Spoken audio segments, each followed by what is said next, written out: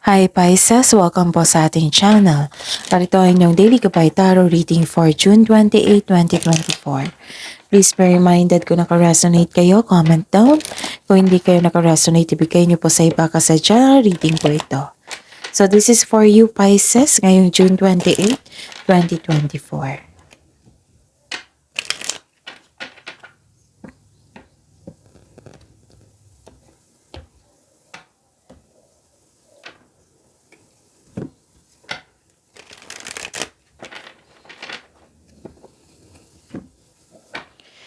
Gamitin ang reading na ito bilang gabay lamang. Please like, subscribe, and click bell button for notification para updated po kayo sa daily tarot reading natin. Maraming salamat po.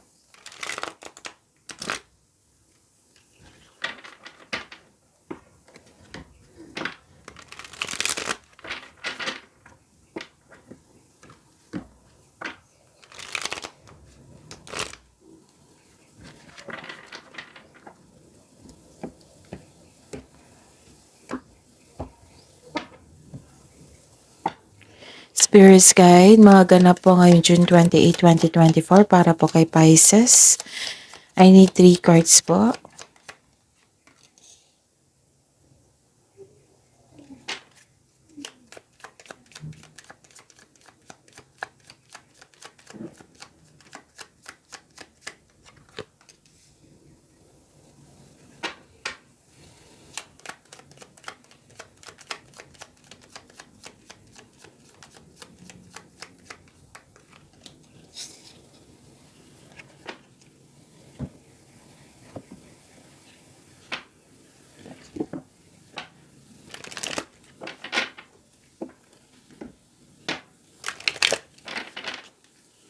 Spirits Guide, mensahe niyo po. Spirits Guides, Angels, Archangels, Guardian Angels, mensahe niyo po para kay Pisces ngayong June 28, 2024.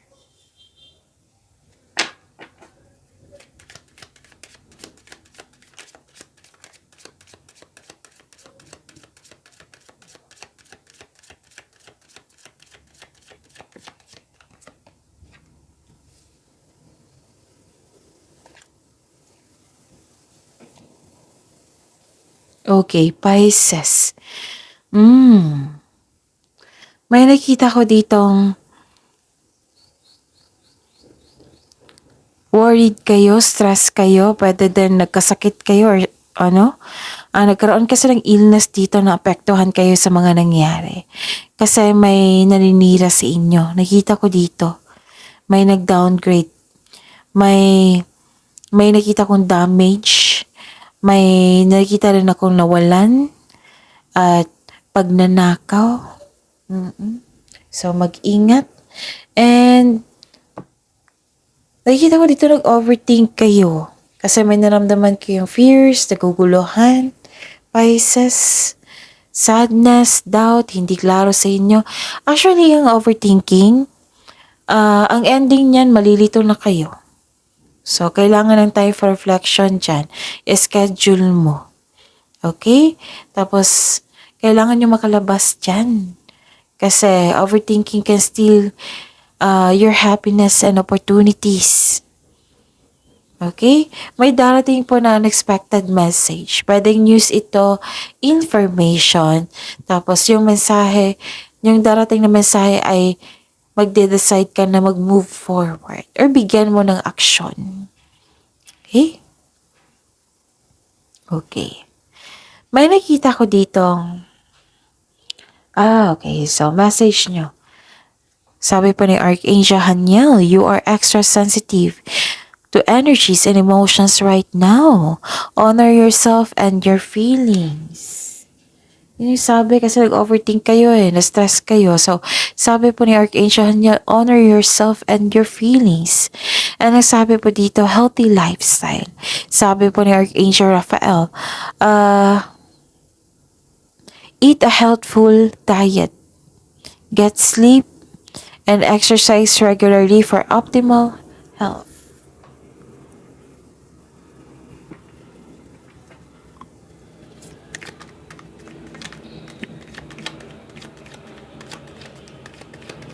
Spirits guide,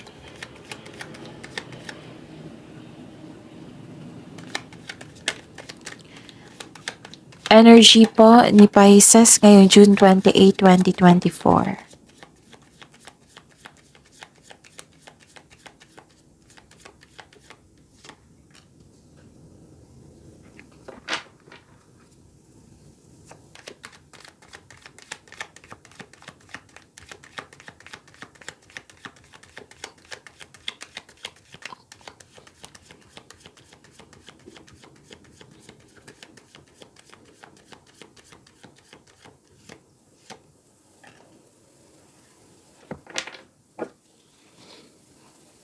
Wow. May pagkakaisa dito, oh. May makaka-receive ka ng tulong or suporta sa isang tao na magiging na isa sa dahilan na magkaroon kayo ng confidence. Siya yung magbigay ng tulong sa inyo or inspirasyon. Okay? Okay. May nakita ko ditong relationship, alignment, inspiration, na motivate kayo ng dahil sa kanyang tulong.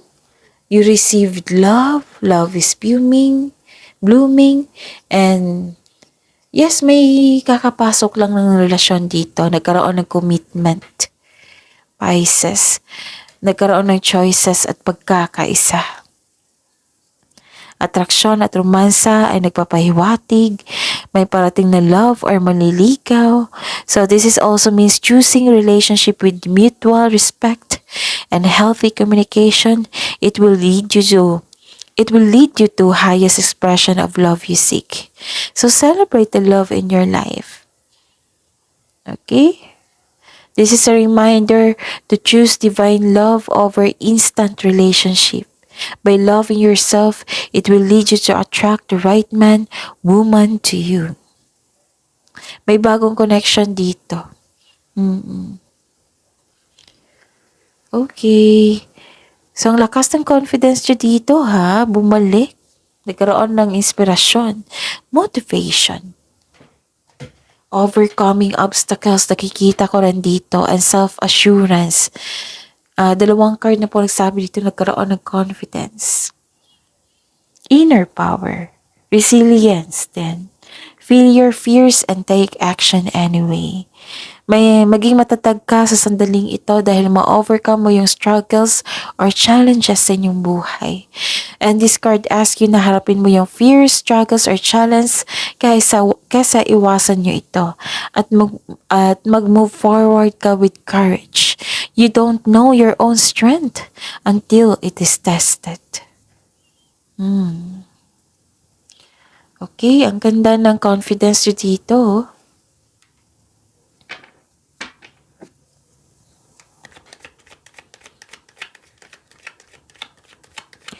Spirits Guide, Career and Money po ni Pisces ngayong June 28, 2024.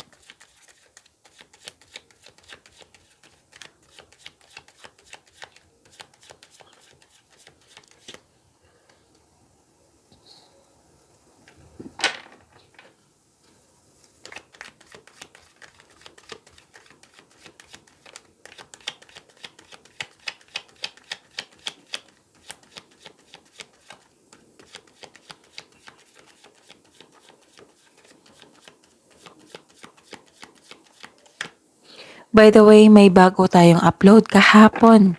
Oo, check nyo sa channel natin kasi pasensya na. Nawalan na ako ng boses. So, again, panoorin nyo po yung upload kahapon. New video nyo po sa Career and Money. Ngayon, nakafocus po sa Career and Money ngayong July 2024. Kaka-upload po kahapon. So, check nyo sa channel natin. And please, this is a daily reminder para sa inyo na panoorin nyo yung June 24, 25, 26, 27, kahit weekly yan, kahit monthly yan, panoorin nyo. Kung may naulit ito na mensahe, kailangan nyo bigyan ng atensyon, solusyon at aksyon. Okay? At nais ko ipaalam sa mga suki ko dito na Pisces na laging humingi sa akin ng monthly Gabay Tarot reading. Open na po yung July 2024 monthly Gabay Tarot reading nyo po. So, PM nyo po ako for schedule. At sa mga bago dito na gustong magpa-personal reading, kung pwedeng nakafocus sa career and money, nakafocus sa love reading or general. So, comment link para mag-reply ako ng instruction kung paano nyo ako makontak. Okay? Maraming salamat po. At kung may narinig kayong ingay, may construction po sa kabilang bahay. So, focus kayo sa akin para may makuha kayong mensahe at huwag kayong mag-alala. Don't worry. Focus po ako sa reading ngayon. Okay? Maraming salamat po. Bakit malungkot ka dito, Pisces?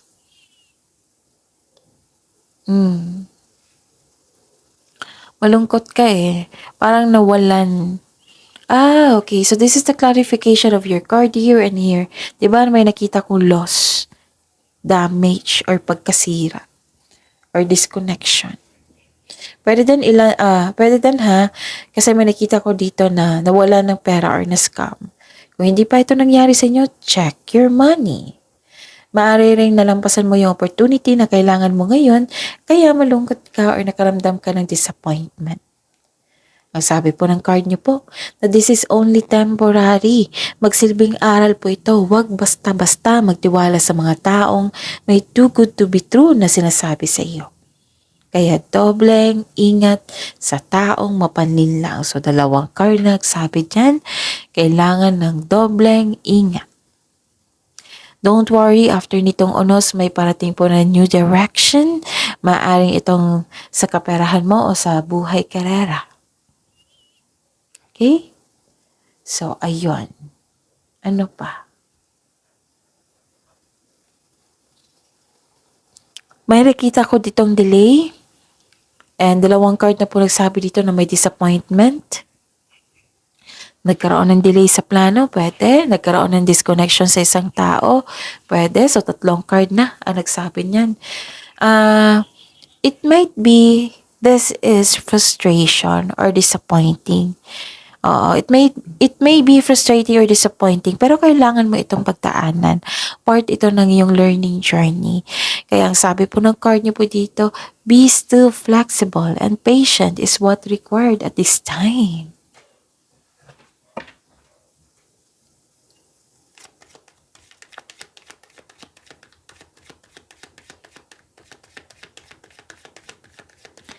Spirits Guide, Love Life, Self-Love, Partnership, and Romance ni Pisces ngayong June 28, 2024.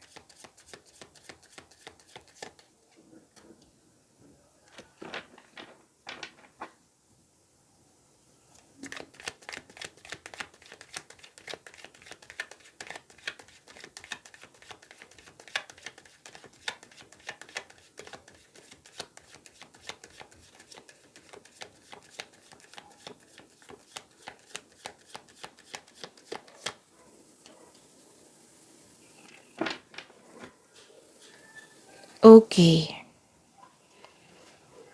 So, may lalabas sa screen nyo dyan, ha? May bago tayong channel. So, huwag nyo kalimutan mag-subscribe doon at i-click ang bell notification para malaman nyo na may bagong upload. Andun po yung full reading sa inyong love life. Daily po iyon. So, supportahan nyo po. At saka, ayun, malalaman mo kung valid ba yung feelings mo, kung ano yung next step ng person mo, kung ano yung gusto niyang sasabihin sa inyo, kung ano yung feelings niya ngayon. Okay? So, andun po. So, kung hindi nyo alam kung paano mag-research or search sa engine dyan ng Love Job, so comment down love link para mabigay ko yung link na sa bagong channel natin. Okay? So, comment down. So, yun. Proceed tayo. May nakita ko ditong naapektuhan kayo sa chismis. And this is the clarification of your 3 cards here. na naging sensitive kayo at 4 cards ang nagsabi. Sensitivity. Mm-mm. Sabi pa dito, honor yourself and your feelings also. Tapos dito, naapektuhan kayo sa gossip, sa chismis. This is the clarification talaga sa card nyo dito. Diba? May sabi ako kanina na posibleng may naramdaman kayong bigat na naramdaman ngayon, stress, nagkaroon ng anxiety, or illness. Or, yun, may tao talaga na nagbabalat kayo dito. So, ilang cards na to 3 cards na po nagsabi. So, mag-ingat po kayo sa kanya. May nag-observe sa inyo. May nag-spy sa inyo. May tao dito na hindi madaling magkausap o matigas ang ulo. May sitwasyon na masakit sa ulo. May tao dito na may dalang chismis. So, fact check nyo muna bago kayo maniwala. Okay? At may nakita ko ditong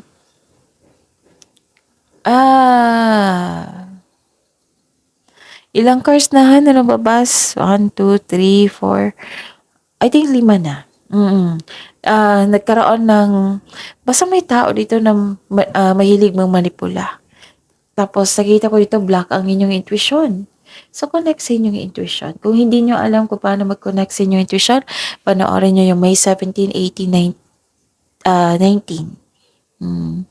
Hinahayaan mo ang tao dito na masaktan ka or hindi ka nabibigatan ka sa paggawa ng desisyon. So, sabi po ng card dito, calm and balance.